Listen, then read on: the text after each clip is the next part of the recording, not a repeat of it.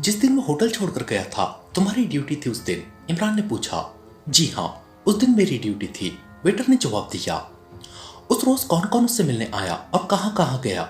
इमरान ने पूछा और उसके साथ ही उसने जेब से 100 का एक नोट निकालकर वेटर के हाथ पर रख दिया। वेटर ने जल्दी से नोट को मुट्ठी में भींच लिया। उसके चेहरे पर सोच के तासुरात उभर आए। जी हाँ, वो आदमी जिसका नाम फोल्डर है, वो 10 साढ़े 10 बजे के करीब उससे मिलने आया था। वो कुछ देर कमरे में रहा, फिर वापस चला गया। उसकी थोड़ी देर बाद फ्रांसो साहब कमरे से बाहर निकले और फिर होटल से बाहर चले गए। उनकी वापसी तकरीबन 2 घंटे बाद हुई। उसके बाद वो मुसलसल कमरे में ही रहे और फिर कमरा छोड़कर चले गए। वेटर ने तफसील बताते हुए कहा, ये मालूम हो सकता है कि वो होटल से निकलकर कहाँ गए थे? इमरान ने कहा। जी हाँ, दरबान से मालूम हो सकता है, क्योंकि खाली टैक्सियों को वही इशारा करता है और उससे हर टैक्सी ड्राइवर के बारे में मालूमात हासिल है। वो इस वक्त भी ड्यूटी पर है। अगर आप कहें तो मैं उससे पूछ आता हूँ, वेटर ने कहा। उसे यहीं बुला लाओ, हम उससे खुद पूछ लेते हैं, इमरान ने कहा। तो वेटर ने नोट वाली बंद मुट्ठी जेब में डाली और फिर तेजी से वापस मुड़ गया। थोड़ी देर बाद वो एक दरबान के साथ वापस आया और थोड़ी सी पूछगुछ के बाद दरबान ने उन्हें बता दिया कि फ्रांसो साहब अजमल की टैक्सी में गए थे। उसे इसलिए याद है कि इत्तेफाक से उस वक्त अजमल की ही टैक्सी वहां मौजूद थी और फ्रांसो साहब ने टैक्सी की खस्ता हालत देखकर नाक मुंह चढ़ाया था, मगर वो फिर उसमें बैठकर चले गए और अजमल ही उन्हें वापस लाया था। दरबार ने जवाब दिया। वो अजमल कहाँ मिल सकेगा? इमरान ने जेब से 50 रुपए का नोट निकालकर दरबार की तरफ बढ़ाते हुए कहा। इस वक्त जनाब वो करीम होटल में खाना खा रहा होगा। सारे टैक्सी ड्राइवर वहीं खाना खाते हैं। कुर्तुबा चौक पर है ये होटल, दरबार ने कहा और इमरान सर हिलाता हुआ बरामदे में ही मौजूद पब्लिक फोन बूथ की तरफ बढ़ गया। उसने पहले इंक्वायरी से कुर्तुबा चौक के करीम होटल का फोन नंबर मालूम किया और फिर वो नंबर डायल करने लगा। यस, करीम होटल। आवाजों के बेपनाह शोर में मिली जुली एक आवाज सुनाई दी और इमरान समझ गया कि फोन काउंटर पर है और हॉल में इस वक्त शदीद रश है। चीफ पुलिस ऑफिसर बोल रहा हूँ, इमरान ने ऊंची आवाज में और इंतहाई रौबदार लहजे में कहा। ओ जनाब, फरमाइए फरमाइए। इस बार दूसरी तरफ से बोलने वाले का लहजा यकलक इंतहाई मुअद्दबाना हो गया। इस वक्त तुम्हारे होटल में टैक्सी ड्राइवर जमील खाना खा रहा होगा, उसे बुलाओ फौरन फोन पर, इमरान ने उसी तरह सख्त लहजे में कहा। जी अच्छा, अभी बुलाता हूँ जनाब, होल्ड करे जनाब, दूसरी तरफ से कहा गया और उसके साथ ही उसने चीख चीख कर किसी को अजमल टैक्सी ड्राइवर को बुलाने के लिए कहा। चीफ पुलिस ऑफिसर बात कर रहा है, बड़ा अफसर होता है, ये ख्याल रखना, काउंटर मैन ने गो अपने तौर पर सरगोशियाना लहजे में कहा, लेकिन इमरान ने उसकी आवाज सुन ली थी। जनाब, मैं अजमल टैक्सी ड्राइवर बोल रहा हूँ, एक सहमी हुई आवाज सुनाई थी। 3 रोज पहले तुमने होटल इंटरनेशनल से दोपहर के वक्त एक गैर मुल्की मुसाफिर को टैक्सी में बिठाया था। उस वक्त वहां सिर्फ तुम्हारी ही टैक्सी थी और उस गैर मुल्की मुसाफिर ने तुम्हारी टैक्सी की खस्ता हालत देखकर नाक मुंह चढ़ाया था, लेकिन फिर वो बैठ गया था और तुमने ही उसे वापस होटल ड्रॉप किया था। अब सोचकर बताना कि तुमने उसे कहाँ छोड़ा और कहाँ से वापस लिया था, क्योंकि हमारे पास मुकम्मल मालूमात मौजूद है, सिर्फ तुमसे तस्दीक करानी है। अगर तुमने गलत बयानी की तो फिर बाकी सारी उम्र तुम्हारी जेल की सलाखों के पीछे ही गुजर सकती है, क्योंकि वो गैर मुल्की बहुत बड़ा मुजरिम है, इमरान ने उसी तरह सख्त लहजे में कहा। जनाब, मुझे याद आ गया है, मैं गरीब टैक्सी ड्राइवर हूँ, मैं कैसे आप जैसे बड़े अफसर के सामने झूठ बोल सकता हूँ? अजमल ने कांपते हुए लहजे में जवाब दिया। अभी तक तुमने तकरीर की है, कुछ बताया नहीं, इमरान का लहजा और ज्यादा सख्त हो गया। जनाब, उस मुसाफिर को मैंने सेंट्रल गार्डन पर उतारा था, उसने मुझे इंतजार करने का कहा और खुद वो सेंट्रल गार्डन में चला गया। फिर तकरीबन 1 घंटे बाद वापस आया और मैंने उसे दोबारा होटल में ड्रॉप कर दिया। उसने मुझे किराए के साथ भारी टिप दी थी, अजमल ने जवाब देते हुए कहा। कितनी टिप दी थी? क्या नई टैक्सी के लिए रकम दी थी? इमरान ने इस बार नरम लहजे में कहा। ओ नहीं जनाब, भारी टिप से मतलब है 50 रुपए जनाब, अजमल ने जवाब देते हुए कहा। अच्छा सुनो, तुम्हें बिल्कुल ब्रांड न्यू टैक्सी मिल सकती है, बशर्ते ये कि तुम उस गैर मुल्की की तलाश में हमारी मदद करो। हमारे पास ऐसे फंड मौजूद हैं कि पुलिस से ताउन करने वालों को एक टैक्सी तो क्या, पूरा बहरी जहाज इनाम में दिया जा सके। बोलो तैयार हो? इमरान ने कहा। जनाब, पुलिस से ताउन मेरा फर्ज है, इनाम का मुझे लालच नहीं है। हाँ, अगर टैक्सी मुझे मिल जाए, नई न सही पुरानी ही सही, तो मेरे बच्चों की जिंदगी सुखी हो जाएगी। उस गैर मुल्की को जनाब मैंने अभी करीम होटल में खाना खाने से कुछ देर पहले अलवतन कॉलोनी की एक कोठी से निकलते हुए देखा है। आप जनाब जानते हैं कि हमें ऐसे मुसाफिरों की बड़ी पहचान रहती है जो हमें भारी टिप दे। मैं एक मुसाफिर को ड्रॉप करके वापस आ रहा था चुनांचे उस गैर मुल्की को देखकर मैं समझा कि उसे टैक्सी चाहिए, इसलिए मैंने उसके करीब जाकर टैक्सी रोकी, लेकिन उसने मुझे हाथ से इशारा कर दिया कि उसे टैक्सी नहीं चाहिए। चुनांचे में मायूस होकर चला आया जनाब। अजमल ने कहा तो इमरान की आंखें चमक उठी। किस कोठी से उसे निकलते हुए देखा तुमने? इमरान ने पूछा। जनाब, मुझे अब उसका नंबर तो मालूम नहीं। सुर्ख रंग के पत्थरों से बनी हुई कोठी है और उस गेट के साथ एक बड़ा सा दरख्त है। चौक वाली सड़क पर ही है ये कोठी, अजमल ने जवाब दिया। ओके, तुम फिक्र मत करो, अगर तुम्हारी बात दुरुस्त साबित हुई तो नई टैक्सी तुम्हें इनाम में मिल जाएगी, इमरान ने कहा और रिसीवर रखकर वो तेजी से फोन बूथ से निकल आया। दरबान और वेटर जा चुके थे जबकि टाइगर बरामदे में मौजूद था।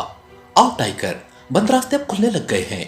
इस फ्रांसो का पता लग गया है, अलवतन कॉलोनी में है वो, इमरान ने पार्किंग की तरफ बढ़ते हुए टाइगर से कहा और टाइगर का चेहरा भी मसरत से चमक उठा। थोड़ी देर बाद होटल से आगे पीछे दो कारें बाहर निकली और दाएं तरफ को मुड़ गई। आगे वाली कार में इमरान था जबकि उगली कार में टाइगर था।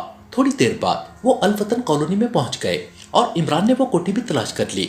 कोठी का फाटक बंद था। इमरान ने कार एक तरफ रोकी और नीचे उतर आया।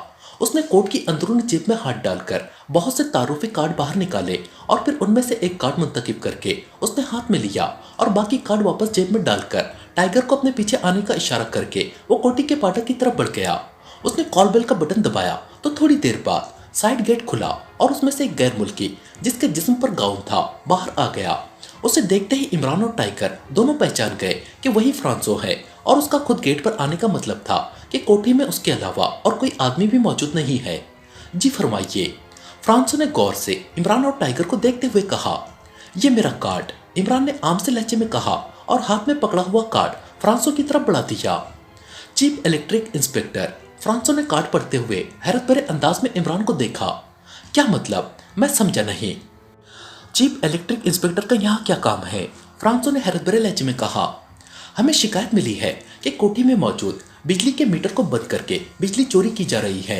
हम चेकिंग करना चाहते हैं। आप कोठी के मालिक हैं या? इमरान ने बात करते करते फिक्रा अधूरा छोड़ दिया। मैं यहाँ किराएदार हूँ, मगर मुझे तो यह कोठी किराए पर लिए 3-4 रोज ही हुए हैं, फ्रांसो ने हैरत भरे लहजे में कहा। ओ, फिर यकीनन आपसे पहले वाले किसी किराएदार ने यह हरकत की होगी। बहरहाल चेकिंग तो हमारा फर्ज है। आप खुद गेट पर आए हैं, क्या मुलाजिम छुट्टी पर हैं? इमरान ने कहा। मुलाजिम किसी काम से गया हुआ है, बहरहाल आइए, फ्रांसो ने एक तरफ हटते हुए कहा और इमरान और टाइगर अंदर दाखिल हो गए। फ्रांसो गेट बंद किए बगैर उनके पीछे आया। इमरान और टाइगर इत्मीनान से बरामदे की तरफ बढ़े जा रहे थे जिसके एक कोने में मौजूद इलेक्ट्रिक मीटर उन्हें साफ नजर आ रहा था। ये तो ठीक लगता है इंस्पेक्टर, मेरा ख्याल है किसी ने गलत रिपोर्ट दी है, इमरान ने बरामदे के करीब पहुंचते हुए कहा। यस सर, सील भी दुरुस्त दिखाई दे रही है, फिर भी मैं चेकिंग कर लेता हूँ, टाइगर ने कहा और मीटर की तरफ बढ़ गया जबकि इमरान वहीं रुक गया और फ्रांसो भी उसके साथ ही आकर खड़ा हो गया। ठीक है सर, सील दुरुस्त है और मीटर बॉक्स भी सही है, शिकायत गलत है, टाइगर ने सील को चेक करके वापस मुड़ते हुए कहा। ओ, आपको तकलीफ हुई मिस्टर?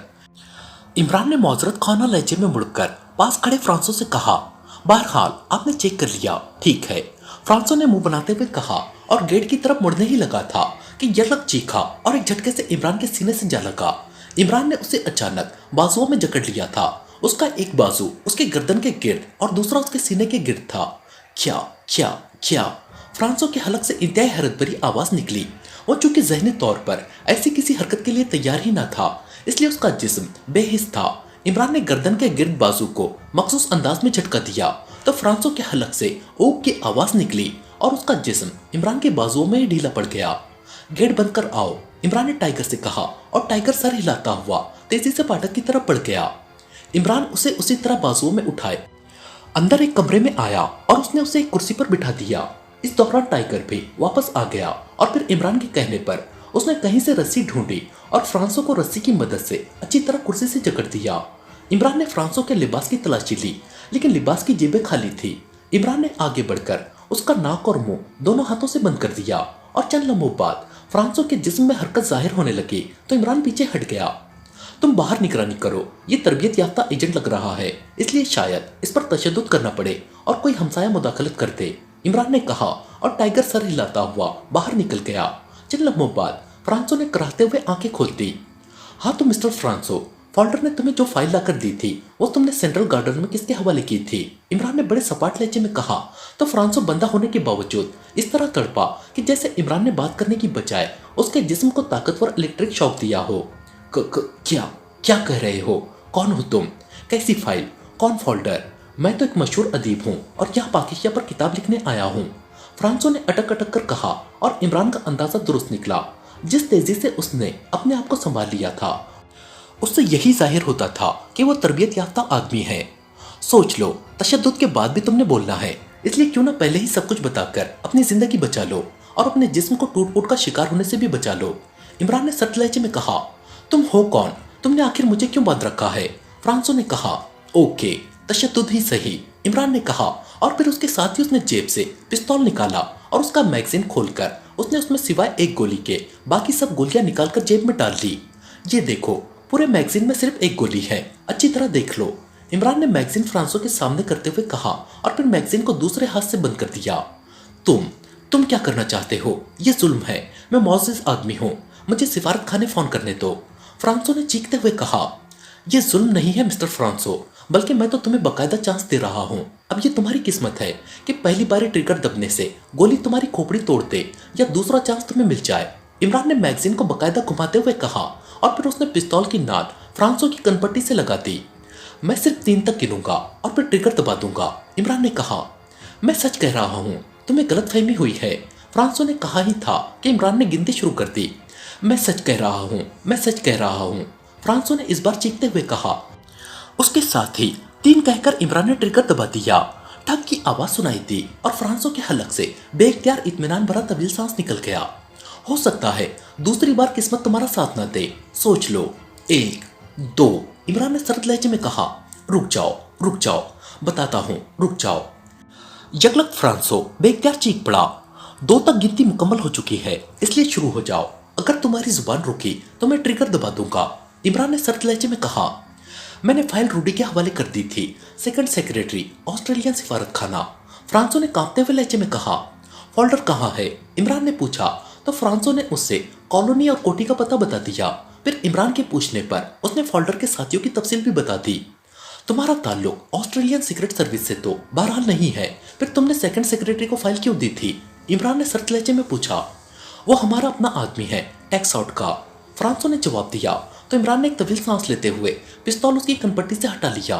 ओके, तुमने बताकर फिलहाल अपनी जान बचा ली है, इमरान ने कहा और उसके साथ ही उसने पिस्तौल दूसरे हाथ में पकड़ा और फिर बाजू घुमाकर उसने कुर्सी पर बंधे बैठे फ्रांसो की कनपट्टी पर मुड़ी हुई उंगली का हुक पूरी कुव्वत से मारा तो फ्रांसो चीख मारकर तड़पा और फिर उसकी गर्दन ढलक गई।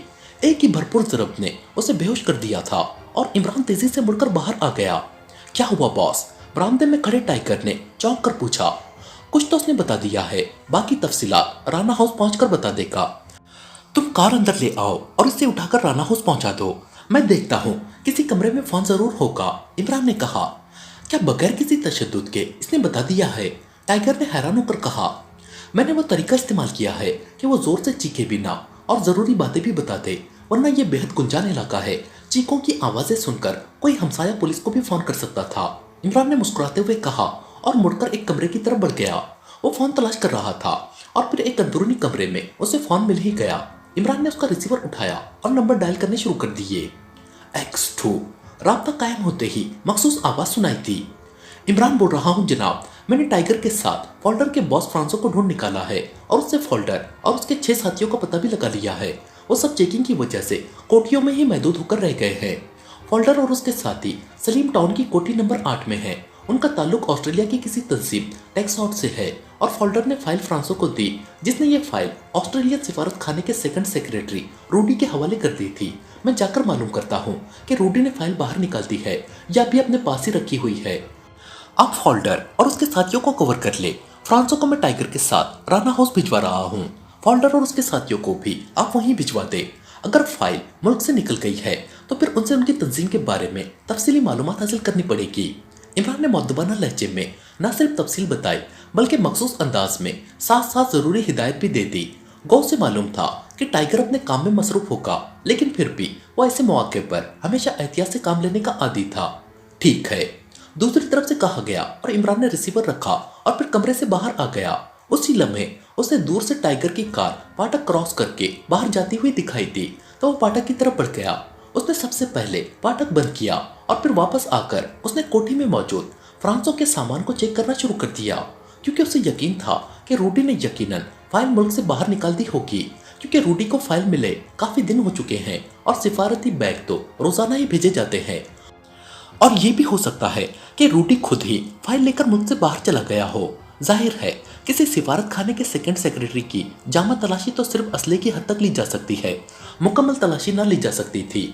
इसलिए वो पहले फ्रांसो के सामान की तलाशी लेना चाहता था कि शायद इस तरह उस तंजीम के बारे में कोई तफसीली मालूमात हासिल हो सके। और फिर थोड़ी देर बाद वो सामान में से एक लॉन्ग रेंज मगर फिक्स फ्रिक्वेंसी का ट्रांसमीटर और एक छोटी सी डायरी बरामद कर लेने में कामयाब हो गया। डायरी का सरसरी सा मुताला करते ही उसकी आंखों में चमक लहरा उठी। उसने डायरी जेब में डाली और ट्रांसमीटर उठाकर वो उस कमरे से निकलकर दोबारा फोन वाले कमरे में आ गया। उसने ट्रांसमीटर इसलिए उठा लिया था ताकि राना हाउस पहुंचकर वो उसकी फिक्स फ्रिक्वेंसी को बाकायदा चेक करके उस तंजीम के हेडक्वार्टर का हुदूद अरबा तलाश करने की कोशिश कर सकता था। रिसीवर उठाकर उसने पहले इंक्वायरी से ऑस्ट्रेलिया सिफारत खाने का नंबर मालूम किया और फिर नंबर डायल करने के बाद जब उसकी बात हुई तो उसका खदशा दुरुस्त साबित हुआ। सेकंड सेक्रेटरी रूडी 3 रोज से छुट्टी पर ऑस्ट्रेलिया गया हुआ था। उसने 1 माह की छुट्टी ली थी। इमरान ने रिसीवर रखा और फिर ट्रांसमीटर उठाकर वो तेज तेज कदम उठाता फाटक की तरफ बढ़ गया। एक बड़े से कमरे में रखी हुई बैसवीं मेज के गिर्द 4 कुर्सियां मौजूद थी, जिनमें से 2 पर लंबे तड़ंगे मर्द और तीसरी पर एक नौजवान लड़की बैठी हुई थी, जबकि एक कुर्सी खाली थी। वो तीनों ही ऑस्ट्रेलियन थे। दोनों मर्दों के चेहरों पर मौजूद सख्ती बता रही थी कि वो नरम गर्म चशीदा किस्म के अफराद है, जिनकी सारी जिंदगी जेर जमीन सरगर्मियों में ही गुजरी होगी। जबकि उस लड़की के चेहरे पर गहरी मासूमियत मौजूद थी। उसी लम्हे कमरे का इकलौता बंद दरवाजा खुला और एक लंबे कद और भारी जिस्म का आदमी जिसने बराक सफेद सूट पहना हुआ था अंदर दाखिल हुआ। उसके भारी चेहरे और आंखों में तेज चमक उसकी जहानत और सफाकी दोनों को जाहिर कर रही थी। उसके अंदर दाखिल होते ही कुर्सियों पर बैठे हुए तीनों अफराद एहतरामन उठकर खड़े हो गए। उस आदमी के हाथ में एक ब्रीफकेस था।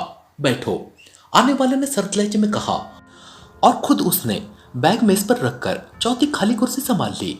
बाकी तीनों अफराद भी कुर्सियों पर बैठ गए, लेकिन अब वो तीनों आने वाले की तरफ ही मुतवज्जे थे। इस स्पेशल मीटिंग का मकसद आप लोगों को जीरो सर्किट मिशन के बारे में तफसीलात से आगाह करना है। आपको इस मिशन के पस मंजर के बारे में तो मालूम है। आने वाले ने सर्द और सपाट लहजे में बात करते हुए कहा। यस बॉस, दोनों मर्दों ने जवाब देते हुए कहा, जबकि लड़की उसी तरह खामोश बैठी रही। पहली खुशखबरी तो ये है कि हमारा ये अहम मिशन मुकम्मल हो गया है और जीरो सर्किट के फॉर्मूले पर मुश्तमिल असल फाइल इस बैग में मौजूद है। इस बार बॉस ने कदरे मुस्कुराते हुए कहा और उन दोनों मर्दों के सोते हुए चेहरे बॉस की बात सुनकर बेख्तियार खिल उठे, जबकि लड़की के चेहरे पर हल्की सी मुस्कुराहट उभर आई थी। गुड शो बॉस, दोनों मर्दों ने कहा। थैंक यू, बॉस ने जवाब दिया। बॉस, मिशन मुकम्मल होने के बाद स्पेशल मीटिंग के कॉल करने का मकसद समझ में नहीं आया। बॉस के साथ बैठे हुए एक नौजवान ने हैरत भरे लहजे में कहा। बॉस, इस मिशन के अंजाम तक पहुंचने की तफसीलात हम सेक्शन चीफ्स को बताना चाहते होंगे। दूसरे नौजवान ने जवाब देते हुए कहा।